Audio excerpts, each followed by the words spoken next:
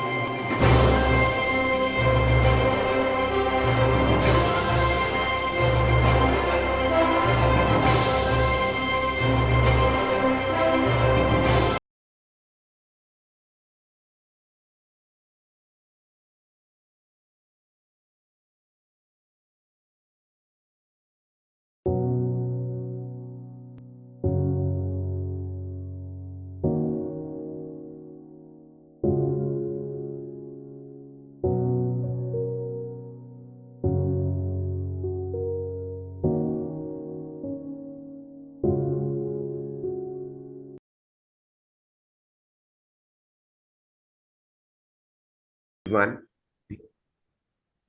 in this webinar of Indian Academy of Cerebral Palsy. This organization is fortunate to have today our speaker, Dr. Neelam Sodhi, and very interesting topic of parenting a child with cerebral palsy, challenges and triumphs. So good the topic, and it is so much required all over the world. My father used to tell, संघर्ष ही जीवन का श्रृंगार है. The struggle is the ornament of life.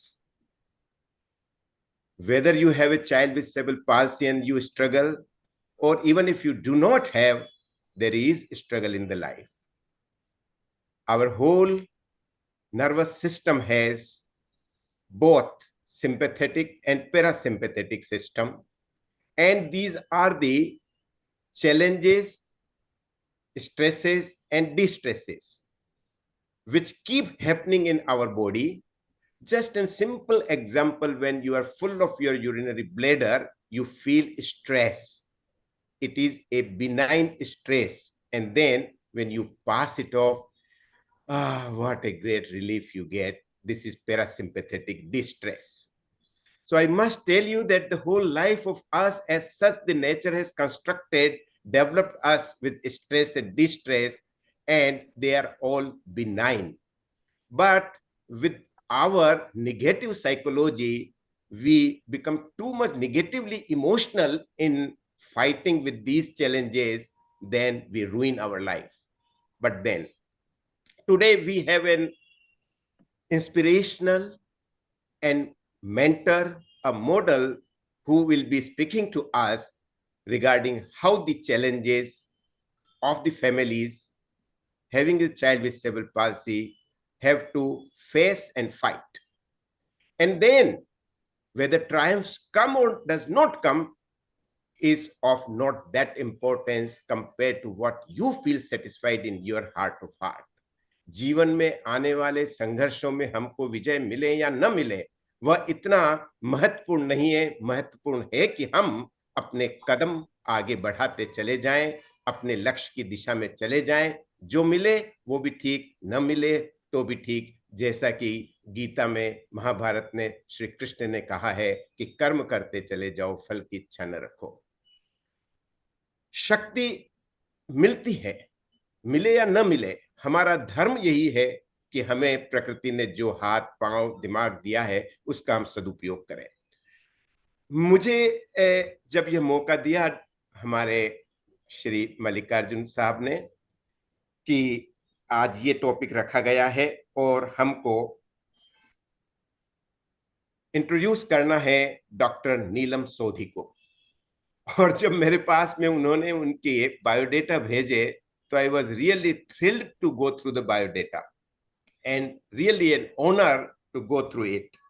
She is really an exceptional and unique in many sense, in many aspects. And this biodata will prove it when you go through it. She is actually engaged with her brain, that is her left side of the brain. That is, she is a doctor, medical doctor. She is an obstetrician. She is a gynecologist. And she is also engaged with her right brain, which we call as the heart, the emotions, and that is why? Because she is a mother of a child with cerebral palsy also. What a combination of the brain and the heart. दिल और दिमाग का यह समन्वय बहुत कम जगहों पे मिलता है. And that is what is today we are going to listen to such a great personality who has dedicated her life for the welfare of children with, not only children with, but families with cerebral palsy. A global look for the, as when I started my journey through rhizotomy, just targeting spasticity, I was thinking 100 SDRs over, I have done a great job. But when I found that SDR is a very small part of the management of the cerebral palsy. From spasticity, we went through whole of the person, and then we went through the families, and then we too developed Indian Family of Cerebral Palsy and then Indian Academy of Cerebral Palsy. So let's see how Dr. Neelam has dedicated her life from her heart as well as her brain. That is that she developed a parent group, that is what is called as the in Ludhiana itself, the parent helping group that was developed by her. But way back in 1999, 25 years back, she developed a organization called as the Cerebral Palsy Association of North India. And through that, she expanded not from Ludhiana itself, the parents group, but then North India, a cerebral palsy association there. Looking to her, all these services, where she began her journey, she was asked by New Delhi, the capital of India, to please march towards Delhi, looking to her great services. Really, from my heart to heart, I'm really emotional that how the capital has looked into her services, Dr. Neelam services, and invited her to be a member of the what is called as cerebral palsy, that is through the Ministry of Social Justice and Empowerment, Government of India, and that is called as the National Trust for Persons with Autism, Cerebral Palsy, Intellectual Disability, and Multiple Disabilities. And there she became one board member and started her services throughout the country. Not only this, she continued her services, expanded her services, and was a member of the Training Resource Group, RBSK, that again Ministry of Health, where she regularly conducts adolescence education programs in schools and works for awareness against, I must say, against female feticide. This is what is called as the services to the heart, because I'm really surprised what a great difference is there in East and West, in India and America. America, nobody bothers which kind of the gender is in the womb of the mother. But India, it is such a taboo, and I really congratulate Dr. Neelam that you have thought about the female feticide, which I feel that it was too much in the North India too. So congratulations to you, and thank you that you looked after towards this thing also. She is an associate, Dr. Neelam is an associate faculty at Keystone Human Service in India. And you know, it is working to energize a growing national movement.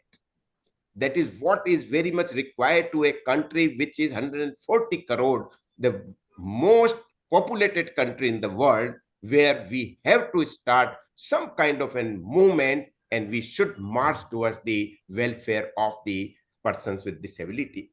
So this is a justice as well as inclusive Indian society where all people are valued and they belong to each other. संबंधों की अविरत अमृत धारा में बांध बंधना नहीं कभी, संबंधों की अविरत जलधारा में कभी बांधना नहीं, क्योंकि इसमें बाढ़ आती नहीं कभी. Let get with each other associated as much as we can and develop the heart to heart relation, and with intellectually, with the thought process, balancing both heart and the brain, we should go ahead in our life. So these movements are very necessary, and she is a faculty in the Keystone Human Services. Dr. Neelam Sodhi has got engaged in creating the work and the creating the possibilities for people with disabilities. आशा ही जीवन है, and those people who get despair, निराशा, वहां पर ही बहुत बड़ी मुश्किल आती है. So if you keep a provision and possibilities of something better and better in life, I think Dr. Neelam should be congratulated that she is engaged in that work also. Ultimately, I think what she is marching towards, overall global improvement in any kind of disability in India.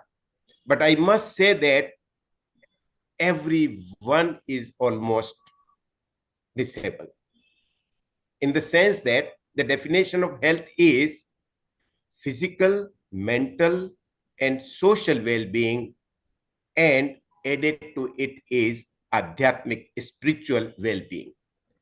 Tell me how many people are not spiritually disabled? And if that we go through, other than these some exceptions in our country, spiritually almost every one of are disabled. So a movement is required to have all the four aspects. What the East West has given is physical, mental, and social well-being. Good, definitely. But the East, India also adds to it spiritual one. So I present to you Dr. Neelam Sodhi, who is a combination of not only heart and brain, but also the soul. दिल और दिमाग ही नहीं, आत्मा के पूर्ण power के साथ जिसने अपने जीवन को इस क्षेत्र में लगा दिया गया है, उस महान हस्ती डॉक्टर नीलम सोधी को आपके सामने हम प्रस्तुत करते हैं. धन्यवाद, नमस्कार. Thank you sir. Madam please unmute your. Thank you sir. Thank you. Dr. Purohit, thank you so much for that introduction. It really made me also feel that I'm a very big character, which I am not. आपने मुझे इतना बड़ा दर्जा दे दिया, इतना I think all parents are like that. We all fight for our children. We all go ahead with doing things that is necessary for our children. I do not know that I did anything separate or different, but anyway, it was very nice listening to you. I felt good about myself, and I think that self-love is where everybody starts from, and that is the theme of the talk also. It has to be, if you love yourself, you are comfortable with yourself, you're comfortable with your child, you're ready to go to any lengths for your child, and you teach that child to love herself or himself, and only then they will find their place in society. So parenting is a work in progress, sir. Abhi to rasta chal hi rahe hain. But thank you so much for that warm introduction. And mujhe bahut acha laga sun ke the left brain and the right brain, and I'm going to probably use it in some talk of my own. All right, I guess this is fine. Thank you, Mallikarjun sir. Thank you, Dr. Purohit. And I begin my talk. So, since the topic is parenting a child with cerebral palsy, so the first question that begets is, what exactly is parenting? And parenting is common, whether it be any child. So parenting, the definition that I found online is a way of providing care, support, and love in a way that leads to a child's total development. Parenting involves meeting the child's physical, mental, emotional, and social needs. But parenting is also actually a journey into the unknown that requires commitment and responsibility for it to be what it should. Parenting a child with cerebral palsy of any disability for that matter is often like this picture shown on the left. You seem to be fighting your way through rough waters, but there is always, always a light at the end. And we need to only keep sight of that light and know that this journey is proceeding and will one day come into from darkness into brightness. I think that is what all parents, as parents, we all need to remember. So, what is cerebral palsy? It is an intelligent mind in a disobedient body, often quoted, misquoted. But then, cerebral palsy also has unique needs. There are certain phases of life, transition phases of life, in which these unique needs will manifest differently. Childhood, adolescence, adulthood, all the phases that any individual goes through in life. But with a person with cerebral palsy, a child with cerebral palsy transitioning to adulthood will bring multiple issues, and hence it is important that all aspects of development, the physical, the cognitive, the social, the emotional, everything is taken care of as part of this parenting process. Because although we have a system where children are going to school and there are going to be therapists, but I think the parent is the best teacher, the parent is the best therapist, because the external world exists for 6 hours perhaps till the individual is an adult and living on their own. Before that, it is the parent who makes up most of the time with the child. As I go through these slides, I'm going to talk about my journey and also some tips that I would like to share from my journey. Parenting, I feel, is also always a retrospective introspection, because while you are the parent and while you are living day to day, you constantly doubt yourself, asking yourself whether you're doing the right thing. But yes, we are always learning. The step begins for me. This journey began when we received the diagnosis of a child having cerebral palsy at 11 months. And I think that is where the life of a parent, as we put it, when we say parent, we mean a parent of a child with disability. That is the day life actually begins. So receiving the diagnosis. And often the question is, why me? Perhaps I was made of different stuff. Perhaps I never questioned why me. For me, the question was simply, what next?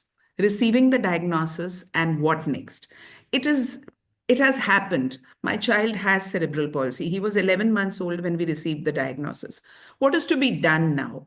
Because this biggest step, acceptance. So, receiving the diagnosis and then acceptance. Things are what they are, they will be what they will be. What can I do to make my child's life better, to give him all that he needs in life, to support his physical, mental, social, cognitive development, and give him the best opportunities? When I say me, I obviously include my husband in this me, because it is the two of us who have brought up our child, although I'm the one who's speaking. Acceptance is something which is very important. And the sooner that acceptance comes, the sooner we will be past this stage of self pity. This, despite whatever I say, that I never questioned why me, there will be so many times when we as parents are going to be almost drowning in this, caught in this trap of self pity. Poor me, when things do not go right. But this is a situation which needs to be avoided at all costs. And therefore, there are certain things that we could do. Developing a support system. I learned this very late. There was so much that I tried to do all on my own. But if you do not have a strong support system, then you are more likely to be submerged. So it is very, very important that we take time out to create the support system. So what is this support system? This support system is friends. This support system is family. This support system could be as simple as having some house help, somebody to take care of the cooking, the cleaning, while you take care of the child and the child's needs. The second very important thing is to educate yourself. Once I came to know that my son has cerebral palsy, so despite being a gynecologist, I did not know what cerebral palsy was. I was not prepared for this situation. But what next only taught me to learn more. So we went to the physiotherapist. The physiotherapist said, do this. There was no physiotherapist in Ludhiana 32 years back. And we became the physiotherapists. We became the teachers, the special educators. Fortunately, we did not need speech therapy or communication because we were constantly talking to our child, and that is the way his communication developed. But I needed to educate myself, because if I knew what my child's needs were, only then I could actually help my child fulfill those needs and get ahead in life. So one very important thing that I learned was, how does the brain develop? A child learns through experience. Any child, when the child starts walking, when the child starts crawling, sits up, reaches out for things, starts crawling, putting things in his mouth, and looking at things, turning the head around, crawling, reaching out to objects, scratching the wall, banging pots and pans, everything is learning. Everything is going into the brain and developing those healthy brain connections, which are so very important. Serve and return. I did not know these technicalities. I only knew because somebody had put into my brain that you need to stimulate the brain, stimulate the brain. The child will learn by going to the environment, but for a child with cerebral palsy who has mobility issues, for that child, the environment needed to be brought to wherever he was sitting or standing. That was my learning. And another thing is very important is that because cerebral palsy is related to so many other issues, related to mobility issues, speech, vision, hearing issues, there could be difficulties in learning. You might not get admission in school. Education will become a stumbling block. Independence in activities of daily living, making friends and a social circle, a huge challenge for children with disabilities. Then moving on to career, financial independence, marriage, family life. There are so many concerns which are related to having cerebral palsy. And it is very important that as parents, we educate ourselves about this. So when we are looking at our child, we need to remember that it is not just one thing we are looking at. We are looking at a lifespan for that child. Taking expert opinion. Of course, we went to all special educators. So let me go back again. If the moment I came to know that my child has cerebral palsy, and I was told that you need to stimulate this child's brain, what did I do? The only thing that I knew how to do was to speak to my child. So when I was giving him his meals, that was the time when I was talking to him, teaching him ABCD, teaching him the alphabets, the numbers, colors, birds, and so many other things, but teaching them on concrete. So taking him out into the world, sitting there, showing him things, and teaching them to him. And we were also taking expert opinion. So I learned how to reach out to special educators, occupational therapists. There was only one occupational therapist in Ludhiana at that time. And whatever advice she gave me, after every 6 months, I was traveling either to Delhi or to Gujarat, where my parents were. And that is where I got all the plans for my child. And then coming home and being his physiotherapist, being his special educator, being his teacher, that is the role that I did. You need to find reliable and trustworthy experts to give you those opinions. But there is something called common sense parenting. So we do not have to drown in the opinions that are given to us by the therapist. We need to retain our common sense, need to look at our child first. And that is exactly what I did. My child can do this and does not need to do this. My child needs to walk, so this is how I can get him to walk. My child needs to learn. I went to schools. I asked teachers to teach me methods how to teach my child the alphabets, the numbers, how to get him to write, how to do simple calculations. So I became a student again to teach my child. And it is all common sense parenting, something that we would all do, reach out, find ways to help our children. Play, a very, very important thing, now touted as therapy. But play is play by itself. So play should be enjoyed for whatever it is. And it is through play that the child can learn to talk, walk, move around, use things, interact with people. And I was very strong on that. Despite the constraints of being a gynecologist obstetrician who had to attend calls for delivery at any odd hours of the day and night, working in a charitable hospital, I made it a point to see that my child had, with the financial constraints that we had, and whatever sort of toys that we could buy or make them on our own. I remember my husband putting up ropes and a slat for a swing, but we actually needed to put him on that swing. Why? Because he enjoyed just sitting on that swing, but also because it caused vestibular stimulation, followed by that little session of swinging to and fro with make believe, with simple homemade things. After that, I used to put him to a session of teaching, and the results were marvelous. These were my learnings, that you do this, and this is how the brain is going to respond. So, all the time, education happened. Play used as therapy, but play has to be by itself also. My son had this amazing capacity of learning and copying.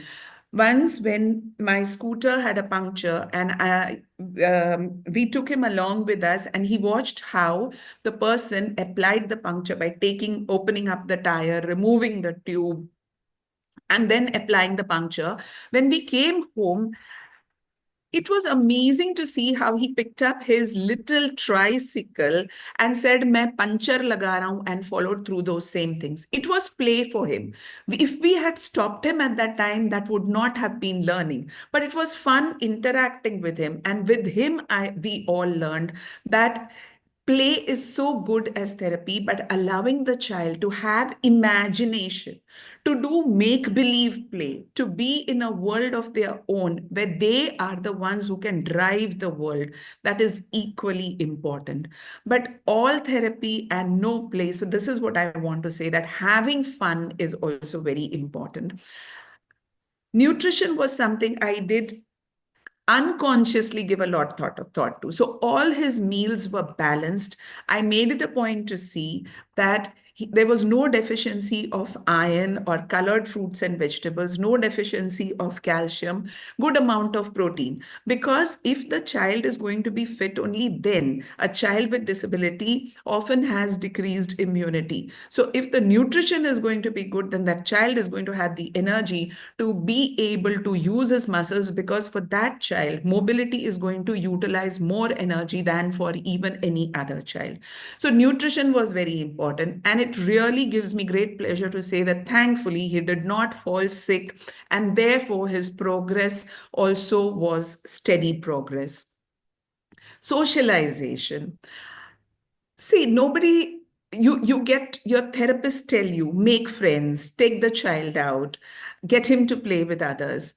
Easier said than done, because most of the time other children are not ready to play with a child who has issues.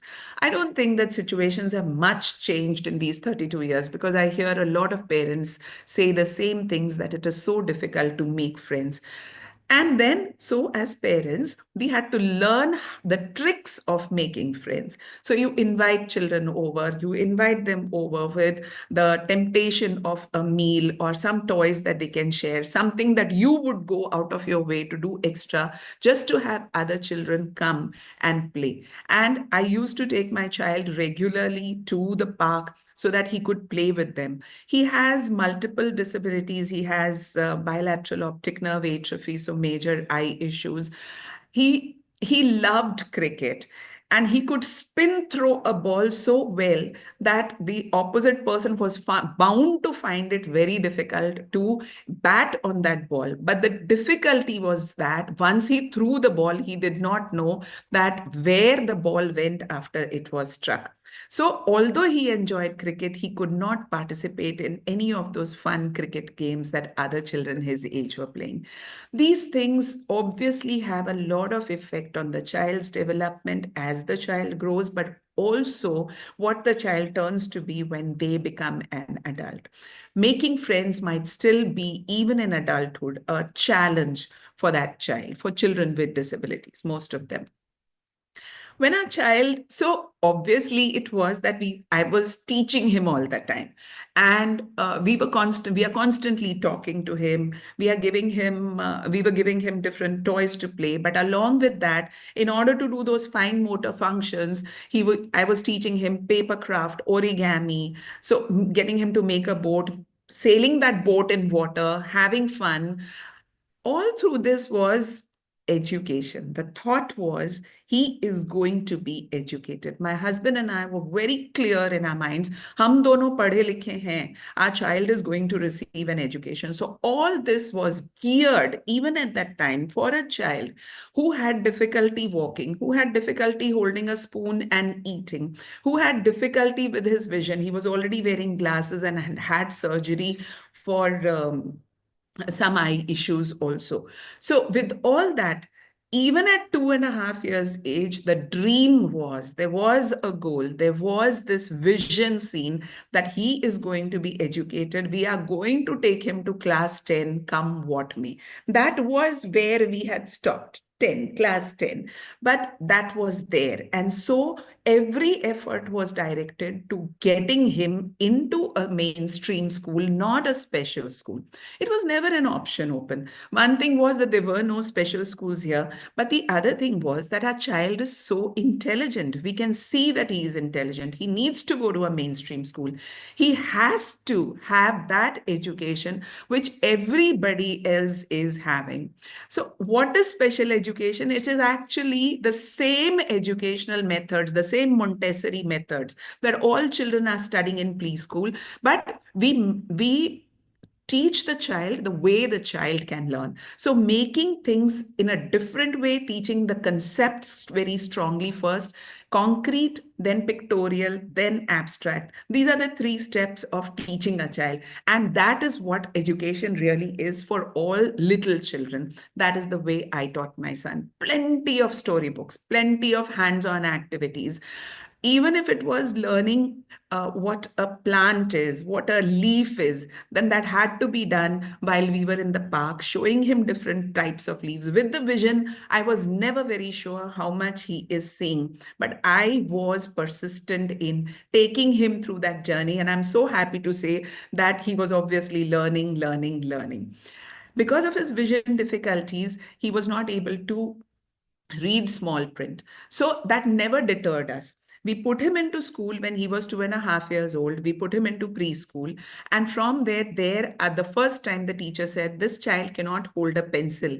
I want to share this with you that this child cannot hold a pencil in his hand, and it'll be, you might find it difficult to educate him. But then that did not deter us. So, we still persisted with that, and we put him into a mainstream school when he was 3 years old.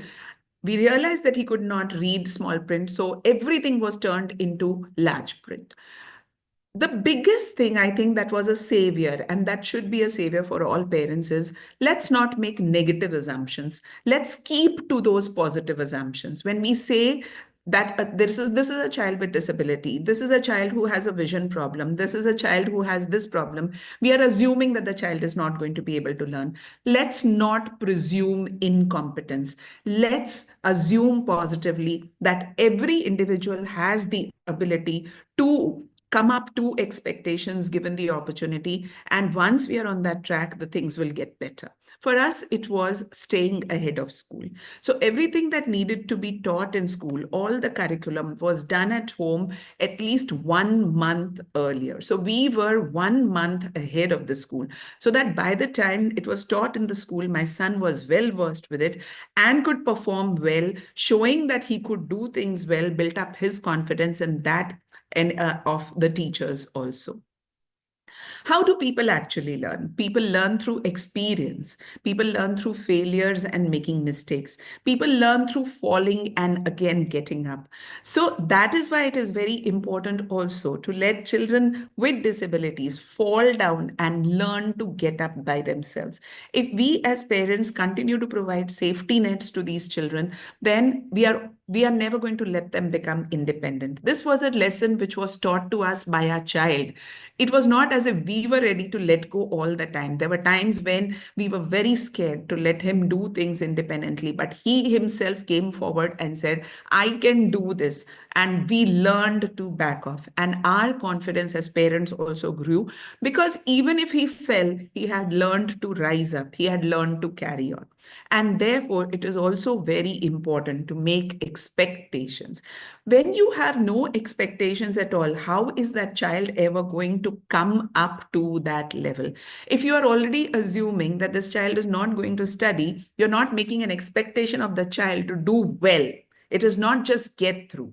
When we admitted him to school, the principal said, don't worry, we will promote him till class 5. And I remember my husband saying, we do not want promotion, we want education. That was because we expected a child to learn. And when you make those expectations, you're going to do everything that is possible to make those expectations real. Again, I emphasize, parents, the best therapists, the best teachers. Only thing is that we need to understand this and we need to give time to this. I'm going to talk about valued social roles. What are valued social roles? They are roles which society seems to have value. So when society gives you status for something, it is because how society perceives you. And usually there is a negative perception whenever it is associated with people with disabilities. So valued social roles are very important in the lives of children with disabilities. I think my son has always had these valued social roles. First, as a student, he was a student when other children his age were students. He went to school, he went to college, he did his master's, and then he is now employed as a software developer. So all these valued social roles are very important for him to develop, have confidence in himself, for him to show society of what he is capable, and for society to give him the respect and esteem that it would give to any other member when society sees that this person has value. He lives independently in Bangalore. He travels independently. He has a beautiful life of his own, and he enjoys living more in Bangalore than he does with us in Ludhiana. His personal growth has been a strong example of the culturally valued analog, that everything that has been done as according to the way it would be done for any other person in society. He went to school at the very same time that other children do. He passed out of school. He did his +1, +2, then went to college. And like I said, is following a career path now. Marriage and future is something that remains to be seen. But his life has followed the culturally valued analog, doing things in the same way at the same time, in pretty much the same manner as everybody else does. Having expectations. So when a person has expectations, they rise up to those expectations. Their role becomes better in society. And then when more expectations are made, thus it becomes an entire circle. The naysayers, and there are many of them, right from the start, from the time when he was put into school. And I remember 15 days into school, I was asked, please take your child out of school and put him into a special school. So there are naysayers everywhere, people who say that this child cannot succeed. And I'm very happy to say, sorry, just going back to an incident, I remember that one day I was standing in the market, my son was standing beside me, and a passerby walked there, came, stopped by me and said, ये शुरू से ऐसा है, जन्म से ऐसा है.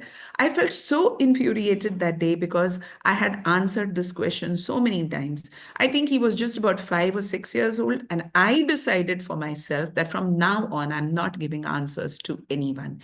He is what he is, just as he is, and he is just going to show everybody how much he is capable of. So these naysayers are going to pull down your child. When he was in when he entered into class 11, he had to change his school because his original school, first school, refused to let him continue with non-medical. As I said earlier, that our aspirations were to take him to class 10, but we did not see anything beyond there. But when he was in class 10, our son said that he wanted to become a computer engineer. Now, a very big challenge for a person who is writing his exams with a writer, has a vision issue, but he wanted to do it. So we as parents just facilitated that journey, doing what we could in our power to get him there. And when he was in elect plus one in another school, which gave him admission under the non-medical stream, I remember somebody from CBSE had visited the school and said, this child can never become a computer engineer. Why are you spoiling his life? Well, there have been many naysayers like this in his life. And what he is today just goes to prove that you need to give opportunities. You need to have expectations. You need to not listen to them, but believe in the individual themselves, what they are capable of. The challenges that I faced is pretty much what all parents face. Juggling home, job, and my child, the education of my child. I lost my self-esteem, but I got it back by becoming an adolescent education trainer. When other people praised me, I felt that I had some good in me, and that brought me back to the path of self-love. I started loving myself, and because of that, I could do what I could for my child. I constantly had to change mindsets. There were blocks everywhere, entry into school, within the school, at every step, finding a writer, plus getting him into the non-medical stream, getting him into engineering college, having him complete that education, his master's, and then even at his job in a multinational company, there were challenges we faced every day. And opening doors, because we opened doors for him, the doors are now open for so many more people to follow the path that he has started upon. I believe that mindset is everything. It determines a person's way of thinking and their opinions. My strength was my mindset shift from fixed to a growth mindset. From thinking that this is too difficult from my child, I learned that my child can do everything, he just needs more time. When I'm frustrated, I do not give up. I persevere. And I have never said that this is good enough. I always say, can my child do more than this? And to this day, when he's an adult and living an independent life, I'm still asking him, why are you satisfied with this? Why don't you do more? Because I know that he can. He has the values, he has the strength of mind, he has the physical ability to be able to do it. Parenting is, like I said, retrospective introspection. Please don't carry the burden. I didn't do this. I could have done better. Please don't be carrying the burden of guilt, and don't be harsh on yourself. Some advice that I want to give to parents as well as professionals is, have belief in your child. Disability and assessments and tests Well, they do not define the person. The functional ability is often far more than a piece of paper states. Don't focus only on therapy. Physical, speech, special education, occupational, this is not just enough. This is not going to be what is going to get them to live their life. It is important to focus on making friends, interacting with peers and adults, playing not for therapy, but to have fun and to make friends. All these are very important.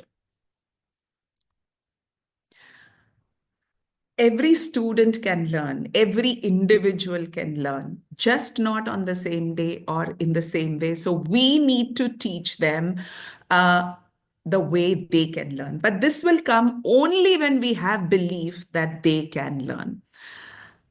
Looking at the child holistically is very important. Once my child starts walking, then I'll start education. No, that is not the way it goes. This is an advice for professionals and parents, everybody out there, that the child has to be learned. Develop happens holistically. Speaking comes along with walking.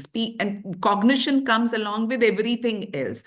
All skills are learned simultaneously. The child learns to play with friends. The child learns to adjust. The child learns to listen to no. The child learns to request you for a yes. So let's not put the child into departments or compartmentalize. This is therapy. This is education, this is speech, this is communication, this is where the child goes for social development. The child is developing holistically, and that is why we need to teach the child in that way.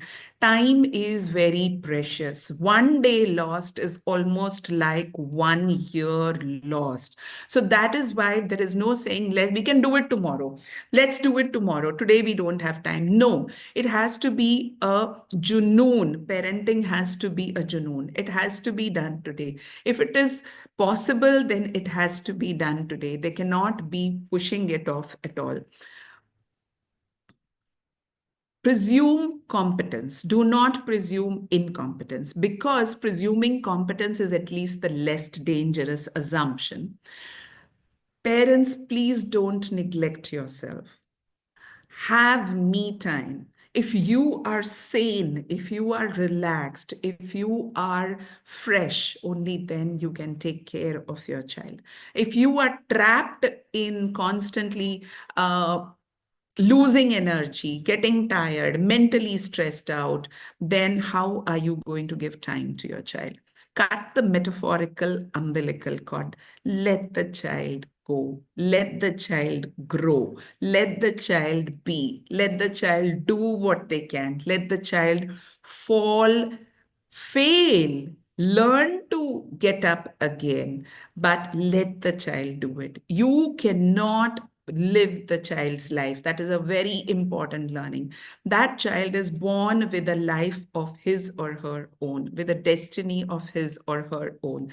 You can be a parent to the child. That child comes through you because of life's longing for itself. Khalil Gibran said this. But the child is not you. The child is not living to your expectations. And the child has to undergo the same travails of life that anybody else does, just like Dr. Purohit said, that life is a challenge for everyone. And love yourself, because that is what you are going to have to do if you want to teach your child to love themselves, if you want to teach your child to forgive all those naysayers who are there in their lives, who are constantly pulling them down. So love yourself. This is for me, from me, for my son. Thank you, my son. Thank you for being who you are. Today, I'm not only a well-known gynecologist, obstetrician, I'm very well known for all the adolescent education programs that I do. I'm a social activist. I also run a business of healthy snacking options called Nourish by Neelam Sodhi. I also am pursuing a diploma in nutrition and health education, all because, and of course, the director of Ashirvad, having completed 25 years of existence, having helped so many children, I was able to do it because you came into my life. Why fit in when you are born to stand out? Thank you, Sunny. Thank you for being you, and I for being myself. Thank you, Dr. Neelam. Great and good.